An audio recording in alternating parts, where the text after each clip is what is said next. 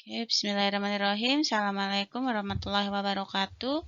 Selamat pagi, siang, sore, ataupun malam. Bertemu dengan Bu Nova, kita pada kali ini akan membahas terkait dengan kapnografi. Ya, walaupun kapnografi ini tidak semua rumah sakit mempunyai, tapi paling tidak grafiknya itu grafik kapnograf itu teman-teman bisa mengetahui ya. Minimal teman-teman dapat menjelaskan bagaimana fungsinya dan indikasinya untuk apa. Nah, kapnografi ini merupakan suatu secara garis besar itu terkait dengan monitoring dari karbon CO2 ya, atau karbon dioksida ya. Nah, kapnografi ini merupakan bagian dari bagian integral dari monitoring untuk pasien untuk mencegah suatu keadaan yang mengancam nyawa. Nah, yang akan kita bahas itu adalah apa itu kapnografi, bagaimana konsep dasarnya, alat apa saja, kemudian interpretasinya, baik yang normal dan tidak normal, dan bagaimana aplikasinya, ya.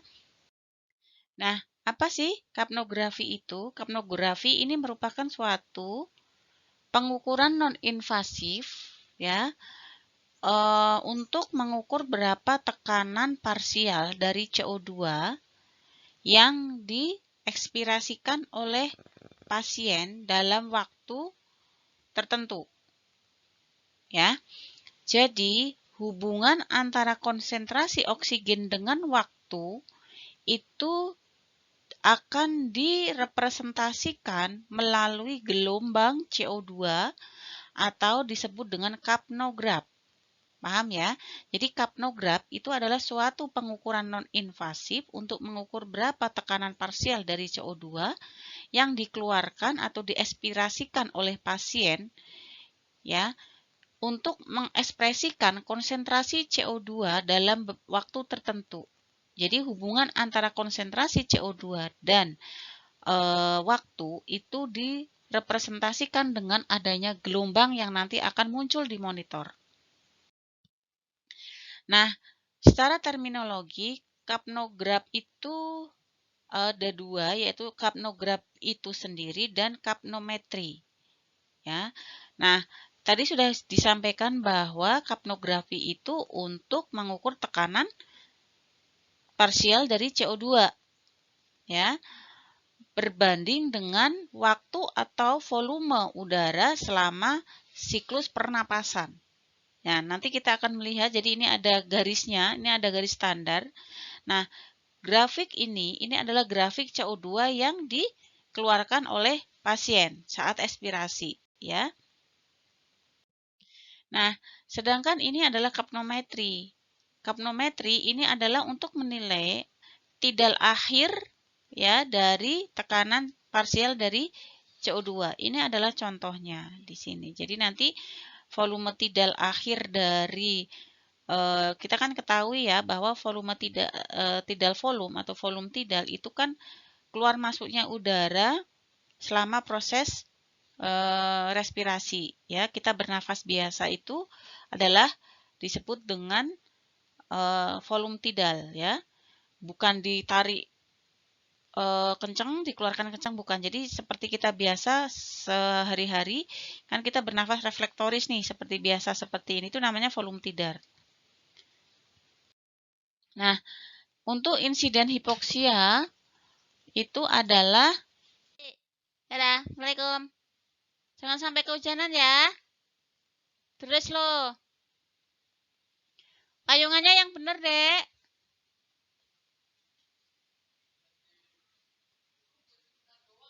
Iya nih kayaknya sebentar tok nih. Panas sih.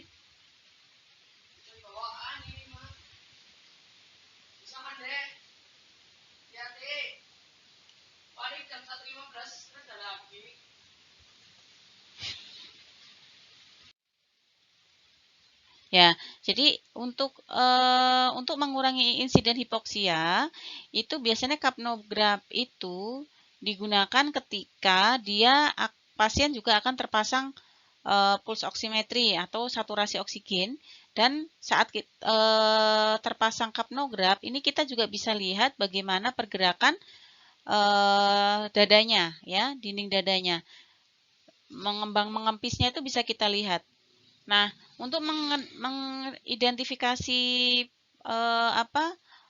berkurangnya terjadinya hipoksia itu dengan kapnograf ini 17 kali bisa mengidentifikasi pasien ini terjadi hipoksia, ya, gitu, dibandingkan dengan yang tidak pakai kapnograf. Nah, jadi untuk kapnograf ini dia bisa mengidentifikasi bagaimana terjadinya hipoksia 5 sampai 240 detik. Nah, kapnografi itu sendiri merupakan suatu awal sebuah intervensi untuk menurunkan terjadinya desaturasi oksigen. Normal saturasi itu kan 95-100%. Kalau dia kurang terjadi 95, bahkan di bawah 90, itu dia disebut dengan desaturasi oksigen, ya. Sehingga kapnograf ini merupakan suatu intervensi awal untuk pasien terjadi penurunan saturasi, karena bisa ya terjadi tiba-tiba saturasi itu menurun atau desaturasi, sehingga ini akan bisa mengancam nyawa pasien, sehingga dengan kapnograf ini akan bisa mengurangi resiko tersebut. Nah, faktor apa sih yang bisa mempengaruhi terjadinya end-tidal atau tidal akhir dari CO2? Ada beberapa. Yang pertama adalah ada yang menurunkan. Jadi yang menurunkan akhir tidal volume dari CO2 ini biasanya pasien yang terjadi panas atau demam, sepsis, kejang, ya. Pasien yang mendapatkan bikarbonat, ya. Nah, yang bisa terjadi peningkatan itu juga pasien yang mengalami hipoventilasi. Peningkatan ambang dead space. Jadi dead space itu ruang rugi atau ruang mati yang ada di paru-paru kita. Jadi di situ ibaratnya udara yang terperangkap di paru-paru kita, di mana walaupun kita akan menghembuskan napas kita sekencang-kencangnya, ruang dead space ini atau hampir sama dengan ruang residu, ya. Jadi ada ruang dead space ini yang dia tidak habis, ya. Jadi gitu. Nah, yang bisa meningkatkan juga adanya rebreathing atau aliran balik pernapasan dari sirkuit. Ini biasanya untuk perlengkapan yang tidak berfungsi. Nah, ini hati-hati. Kalau misalnya mesin anestesi dia tidak berfungsi ataupun alat yang lain untuk membantu pernapasan ventilator misalnya tidak berfungsi, ini akan bisa mengidentifikasi, ya. Nah, apabila terjadi penurunan CO2, ini biasanya terjadi pada pasien hipotermi, ya. Kemudian pasien dengan emboli paru, pasien dengan hipotensi, cardiac arrest, hiperventilasi, ya, tidak terhubungnya koneksi dengan ETT misalnya, ya, atau dengan intubasi ataupun obstruksi jalan nafas. Jadi ini beberapa contoh yang dapat mempengaruhi terjadinya peningkatan atau penurunan dari tidal akhir dari CO2. Nah, bagaimana prinsip kerjanya? Prinsip kerjanya ini bisa secara kualitatif dan kuantitatif, ya. Jadi ini ada suatu kalorimetri, ya, di mana dia nanti akan terjadi dari portable itu sendiri, disposable, single, pH, ya, dan perubahan warna ini akan mengidentifikasi bagaimana paparan terhadap CO2, ya, gitu.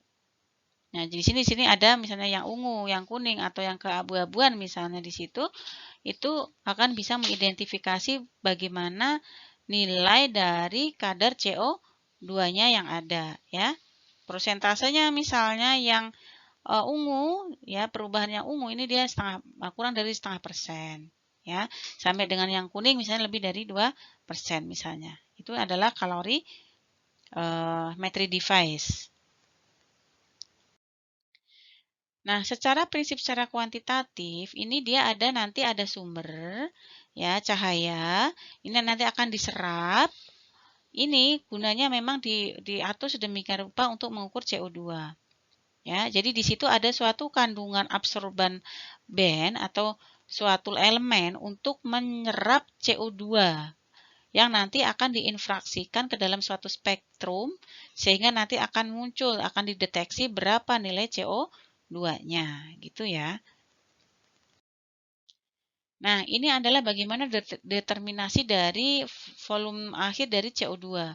Jadi kita ketahui bersama bahwa yang namanya suatu pernapasan itu pasti akan melibatkan metabolisme seluler, ya.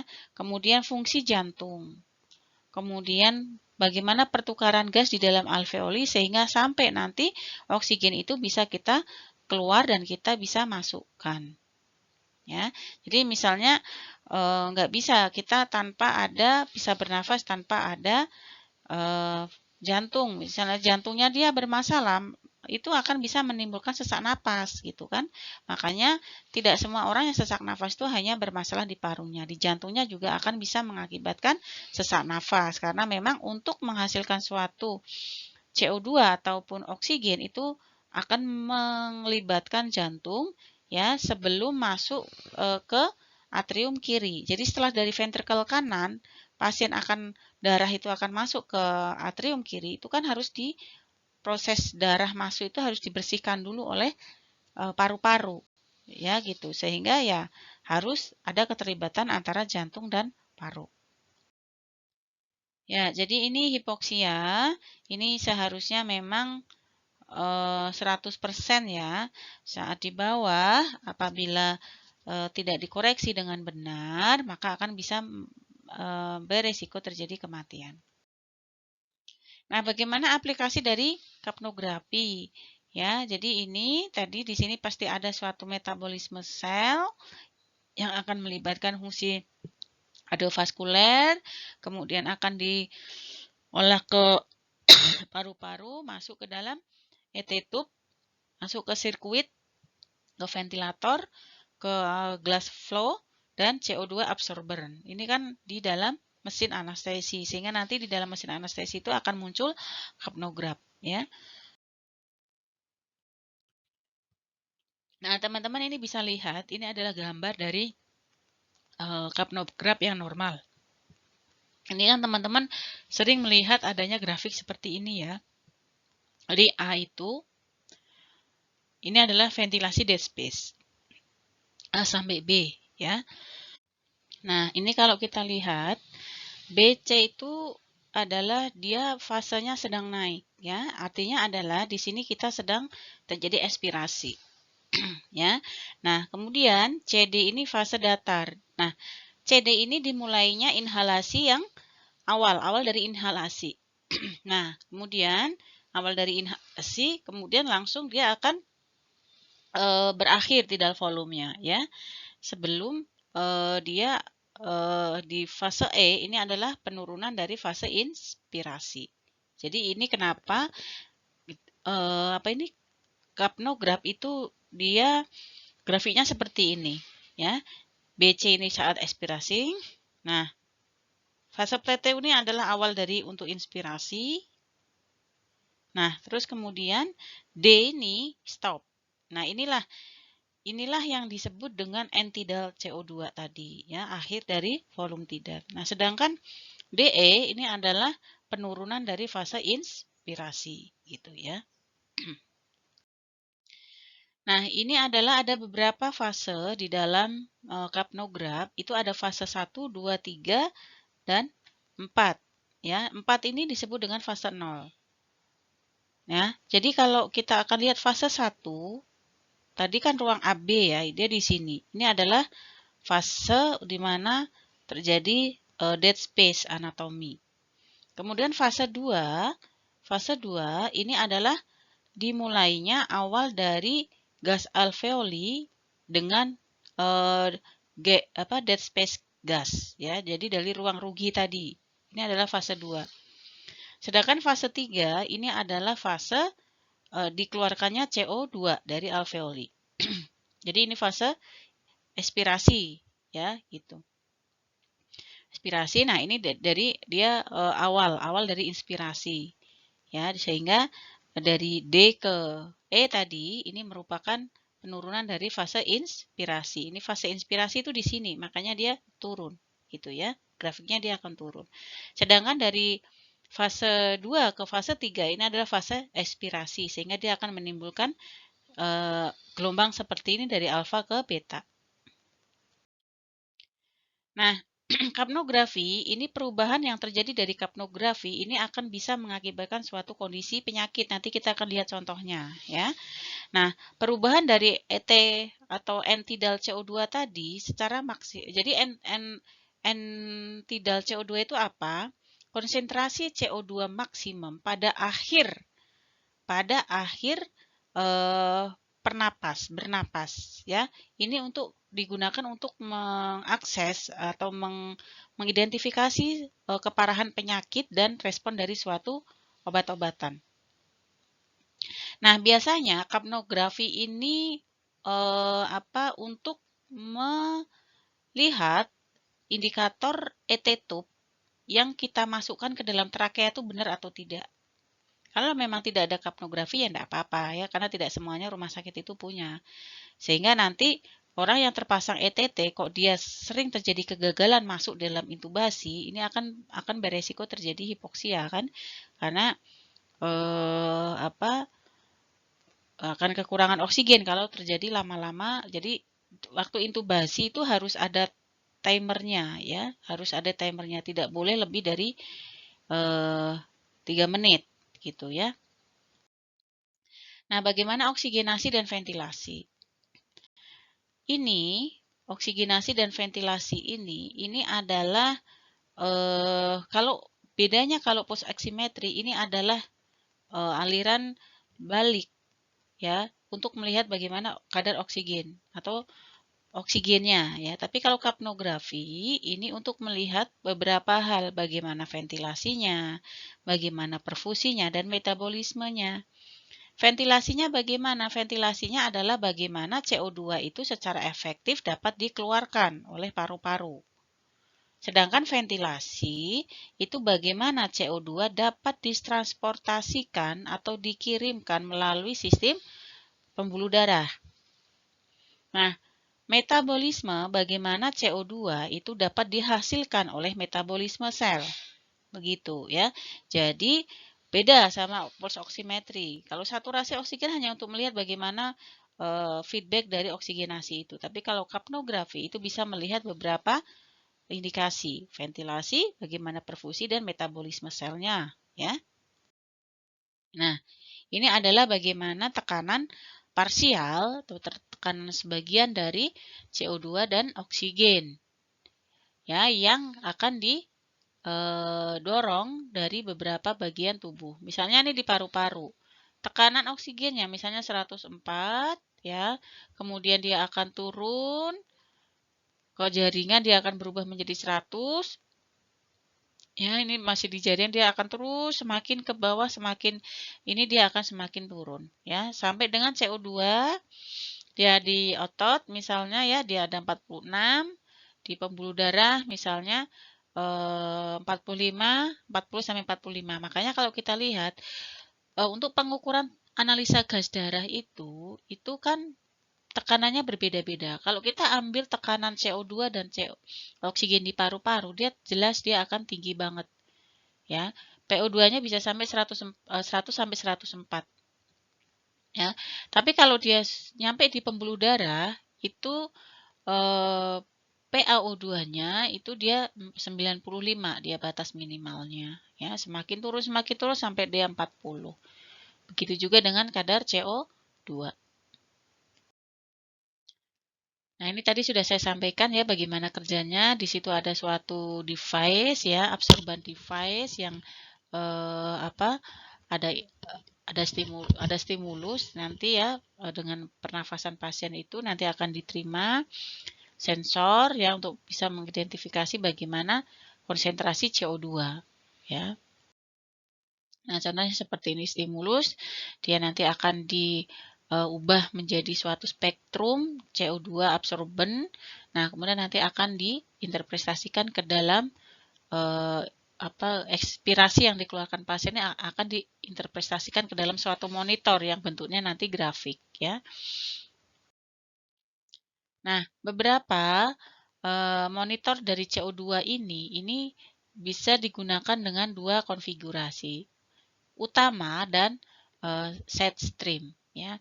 Untuk mainstream itu adalah dia pengukurannya itu secara langsung ke jalan nafas, di mana sensornya itu diletakkan di jalan napas atau di ETT. Ya, nah ini di sini. Di sensornya nanti dia taruh di airway adapternya, gitu ya.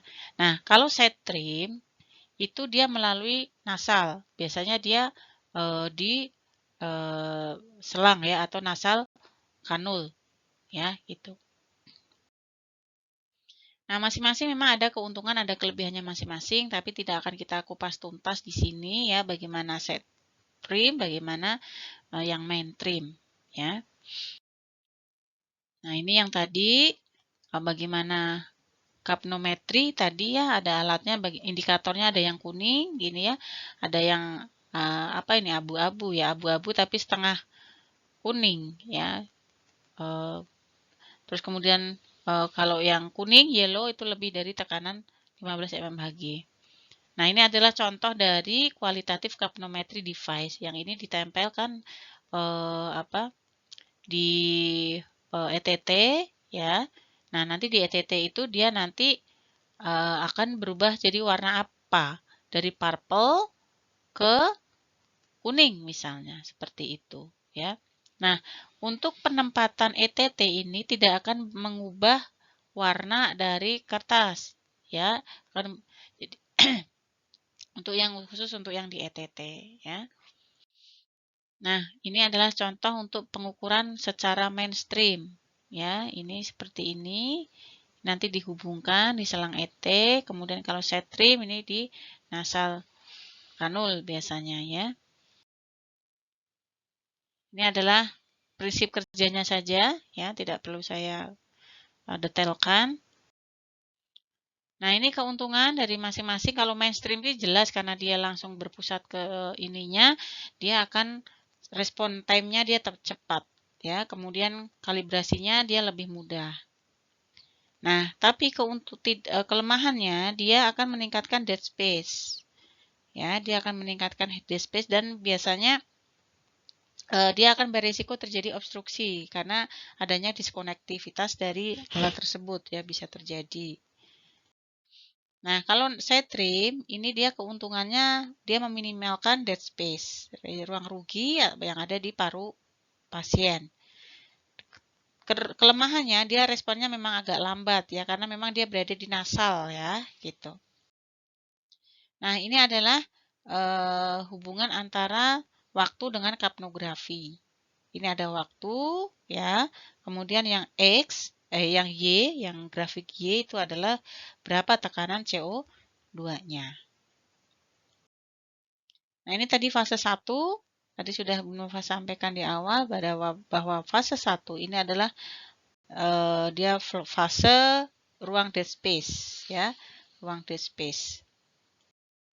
Fase 2 ini mulai naik ya, mulai naik tadi di situ inspirasi, pasien sudah mengambil inspirasi ya. Jadi ini percampuran antara ruang dead space ya dengan pasien mau mengawali proses ekspirasi. Nah, ini adalah yang ketiga di sini adalah fase plateau ya, fase plateau. Dia datar akhir dari ya, inspirasi tadi atau disebut dengan N-tidal CO2. Fase 0 ini adalah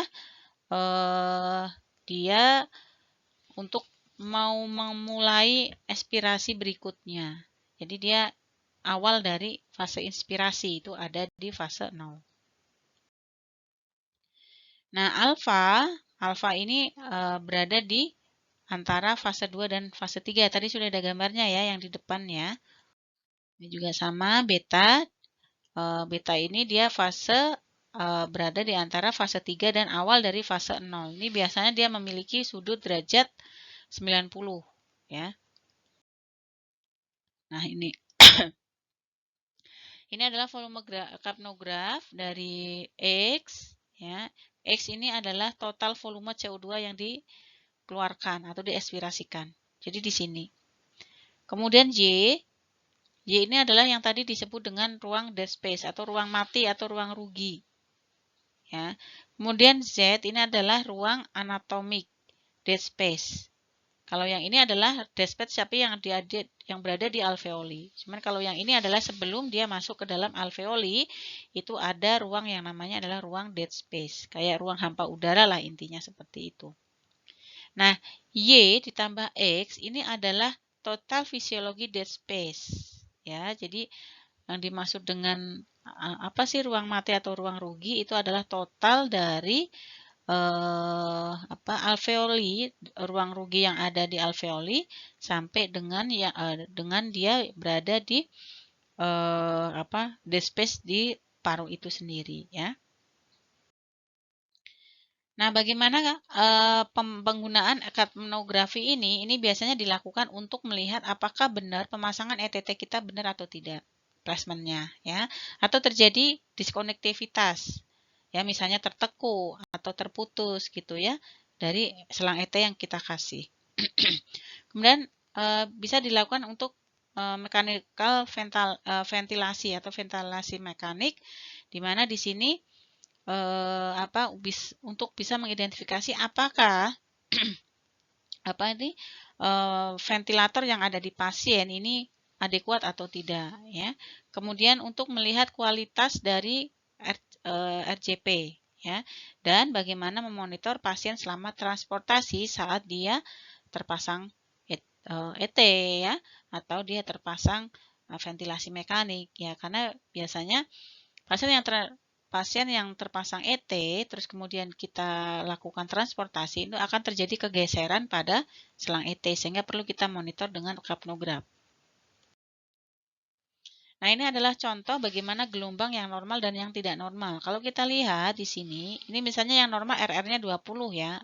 Bagaimana hubungan antara yang time dengan kadar CO2-nya. Ini ada garisnya, ada garis standarnya. Ada garis standarnya, di mana harusnya puncak dari gelombang kapnograf ini tidak boleh kurang atau tidak boleh melebihi garis yang sudah garis standar ini. Karena kalau kurang atau melebihi itu pasti dia ada masalah. Ini contohnya pasien yang mengalami hipoventilasi. Dia akan terjadi kelebihan di garis normal. Ya, hipoventilasi itu kan dia kekurangan oksigen. Jadi dia akan kelebihan banyak CO2. Karena kelebihan sehingga dia akan melebihi garis yang terstandar di sini. Ini misalnya contoh dengan RR-nya dia misalnya dengan RR 10 misalnya. Nah, ini hiperventilasi. Misalnya ini juga bisa terjadi hiperventilasi. Ya. Diameternya dia lebih sempit. Jadi dia kelebihan dari kadar CO2 ya, kelebihan dari kadar CO2 ya. Dia lebih sempit seperti ini dan dia tidak mencapai garis yang sudah terstandar. Obstruksi ini bentuknya biasanya pasien yang mengalami obstruksi, entah dia obstruksi karena lidah terjatuh atau karena benda sesuatu dan lain sebagainya. Ini bentuknya seperti hiu ya, seperti sirip hiu gitu ya. Itu berarti indikasi terjadi dia obstruksi. Nah, ini kalau terjadi obstruksi yang berat ya, atau dengan implikasi lain, ini bentuknya seperti ini ya, lebih melandai daripada yang sirip tadi. Ini kalau terjadi masalah dengan jantung, dia akan seperti ini. Jadi dia akan bermasalah di fase 4-nya atau fase 0-nya. Dia saat untuk memulai aspirasi berikutnya dia akan kesulitan ya.